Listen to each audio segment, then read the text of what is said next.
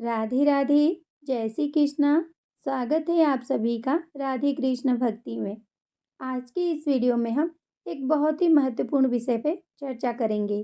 बहुत सारे लोग हैं जो कि गोपाल जी की सेवा करते हैं, पर कहीं ना कहीं उनके मन में एक प्रश्न तो जरूर ही रहता है, क्या हमें पीरियड्स में लड्डू गोपाल जी की सेवा करनी चाहिए या नहीं करनी चाहिए।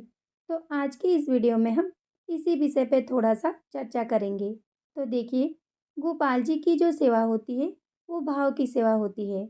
यानी हमारे मन में गोपाल जी के लिए जैसे भाव होते हैं, हम उसी प्रकार से अपने गोपाल जी की सेवा करते हैं। भगवान तो हमारे भाव के भूखे होते हैं। अगर हमारे मन में गोपाल जी के लिए कोई भाव ही नहीं है, तो फिर हम उनकी सेवा कैसे कर सकते हैं। जैसे गोपाल जी को कोई अपना बेटा मानता है, तो कोई भाई मानता है, तो कोई दोस्त मानता है, तो कोई भगवान मानता है। ये भाव ही तो है जो हमारे मन में अपने कान्हा जी के लिए है, जिससे कि हम उनकी सेवा करते हैं, पूजा करते हैं।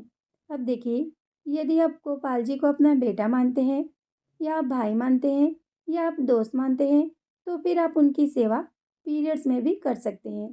क्योंकि कोई भी माँ अपने बच्चे से दूर नहीं रह सकती। कोई भी माँ अपने बेटे को भूखा नहीं देख सकती है। ना ही कोई बहन अपने भाई को भूखा देख सकती है, और ना ही कोई दोस्त अपने दोस्त को भूखा देख सकता है। जब आप पीरियड्स में होते हैं, तो भी तो आप अपने बेटे के लिए भोजन बनाती हैं, बहन अपने भाई के लिए खाना बनाती है, दोस्त अपने दोस्त के लिए बनाते हैं। वैसे ही आपके लिए आपके गोपाल जी हैं। आपके मन में गोपाल जी के लिए जैसे भाव हैं, आपको उसी तरह से उनकी सेवा करनी चाहिए। लेकिन अगर आपके घर में कोई और भी लोग हैं जो गोपाल जी की सेवा कर सकते हैं, तो फिर आप उनसे गोपाल जी की सेवा उन दिनों में ज़रूर से करवाएं। लेकिन अगर कोई भी नहीं है जो सेवा कर सकता है, तब तो फिर मजबूरी हो जाती है। देखिए, भले ही हमने गोपाल जी के साथ कोई भी रिश्ता जोड़ा हो, पर है तो वो तीनों लोकों के स्वामी त्रिलोकीनाथ भगवान विष्णु जी के ही बाल स्वरूप। इसलिए हमें इस बात का विशेष ध्यान रखना चाहिए।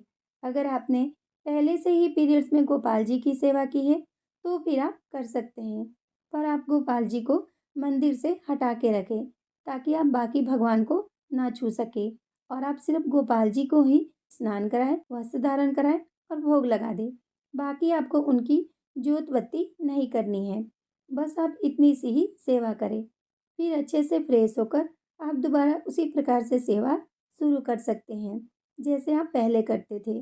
और देखिए, कई लोग क्या करते हैं, गोपाल जी के पास खाने पीने की चीज़ें रख देते हैं, और गोपाल जी को 5-6 दिनों के लिए सुला देते हैं, और फिर बाद में जब वो सेवा करने लायक हो जाते हैं, तो फिर से उनकी सेवा करते हैं।